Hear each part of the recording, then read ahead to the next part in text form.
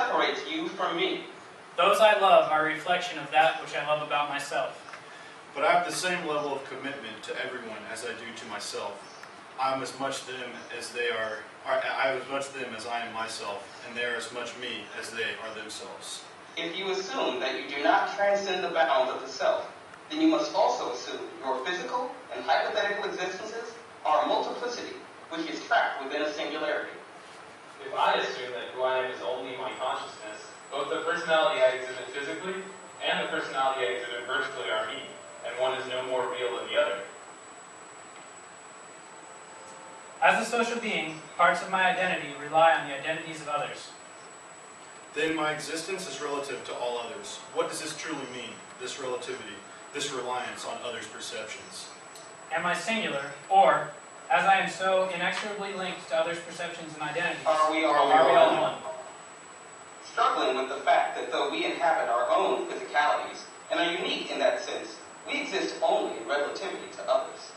The only thing that is real is the relationship between you and I. I thought, therefore I was. I think, therefore I am. But what will become of me?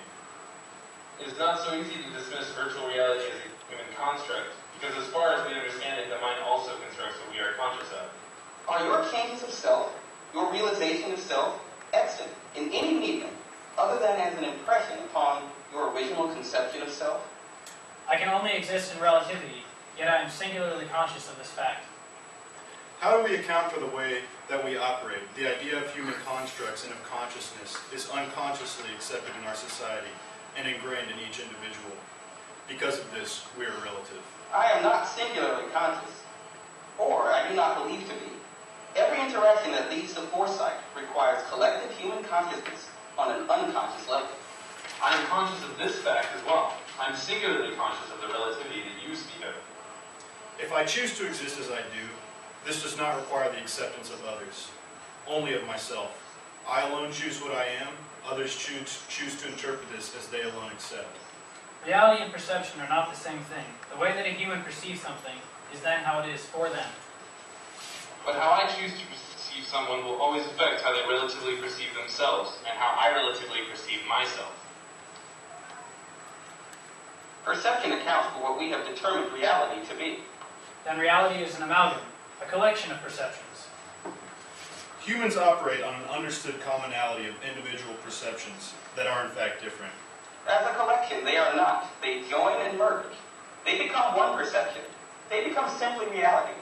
This is commonality. Then the transcendence of reality cannot be achieved, because reality itself is merely a perception. These ideas then are one if I choose them to be. This is a fallacy. The way that I perceive myself, influenced though it may be by others, is not reality. Reality is not simply as I choose it to be. Mixing ideas of perception and reality into one medium references an inherent flaw in the idea of both perception and of reality, a flaw in one's perception of reality. I am whatever I choose to be, but I am also whatever people choose to make me. This disparity does not even exist on any level other than the perceptual level of another's perception. Facts can only exist in relativity to lies. There can only be profound truth in conjunction with fallacies. They negate each other to form reality, to form perception. Our existence and the notion of ourselves is inherently linked to our physical existence. The constructs of our mind are secondary to this. Our existence and the notion of ourselves is inherently linked to the perception we have of these ideas that we have fabricated. The constructs of our mind are second to none. Second to none. I am one. We are one. We are one.